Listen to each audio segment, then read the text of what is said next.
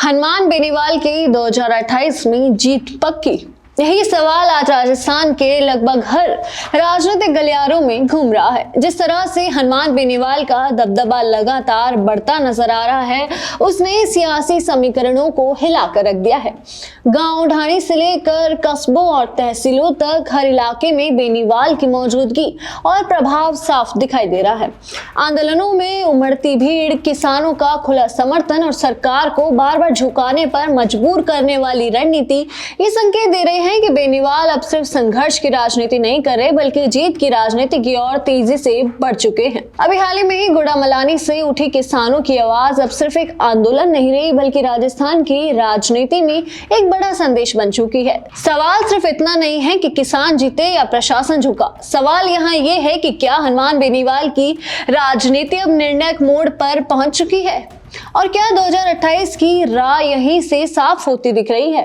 गुड़ामलानी में जो कुछ हुआ वो अचानक नहीं था, ये उस राजनीति का नतीजा है जो हनुमान बेनीवाल पिछले कई सालों से जमीन पर खड़ी कर रहे हैं। ये पहली बार नहीं है। राजस्थान की राजनीति में अगर हाली आंदोलनों पर नजर डाली जाए तो एक पैटर्न साफ दिखता है। जहां जहां हनुमान बेनीवाल पहुंचे वहां वहां सरकार को झुकना पड़ा। चाहे रिया बड़ी हो, चाहे गुड़ामलानी हो, हर आंदोलन के बाद प्रशासन को समाधान की मेज पर आना ही पड़ता है। बड़ी बात क्या है? बड़ी बात यह है कि हनुमान बेनीवाल अब सिर्फ एक आंदोलनकारी नेता नहीं रहे, वे खुद को किसानों के नेता के रूप में स्थापित कर चुके हैं। जाट समाज की मजबूत पकड़, किसानों के मुद्दों पर सीधी लड़ाई, सड़कों पर उतरने की राजनीति, यही वजह है कि हर आंदोलन में भीड़ अपने आप ही आ जाती है। राजनीतिक विश्लेषकों की माने तो बेनीवाल की सबसे बड़ी ताकत यही है कि वे इलेक्शन से पहले भी मुद्दे उठाते हैं, ना कि सिर्फ चुनाव के वक्त। और यही कारण रहा है कि उनकी शुरुआत को अब सफल राजनीतिक लॉन्च फेज माना जा रहा है। आखिर सरकार दबाव में क्यों है? क्योंकि ये विपक्ष सिर्फ सदन तक सीमित नहीं, ये विपक्ष खेतों से निकलकर सड़कों पर दिख रहा है। और यही वजह है कि कांग्रेस हो या सत्ता पक्ष, दोनों के लिए ये स्थिति असहज है। अब सवाल उठता है कि अगर हर आंदोलन में सरकार को झुकना पड़ रहा है तो 2028 में तस्वीर कैसी होगी? क्या हनुमान बेनीवाल सिर्फ आंदोलन के नेता रहेंगे या सत्ता की राजनीति में निर्णायक भूमिका भी निभाएंगे? अब गुड़ामलानी का आंदोलन ये साफ संदेश देता है कि किसानों की राजनीति अब हनुमान बेनीवाल के इर्द गिर्द संगठित हो रही है।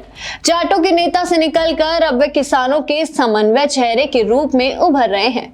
और अगर यही सिलसिला चलता रहा तो ये कहना गलत नहीं होगा कि 2028 में हनुमान बेनीवाल को हल्के में लेना किसी भी पार्टी के लिए भारी पड़ सकता है।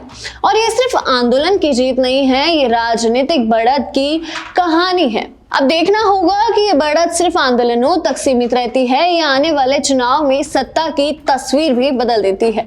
मगर हनुमान बेनीवाल के इस फैलते दबदबे पर आपके क्या विचार है, हमें कमेंट सेक्शन में जरूर बताएं। और ऐसी ही तमाम खबरें और अपडेट्स के लिए जुड़े रहिए भारत अवतार के साथ। धन्यवाद।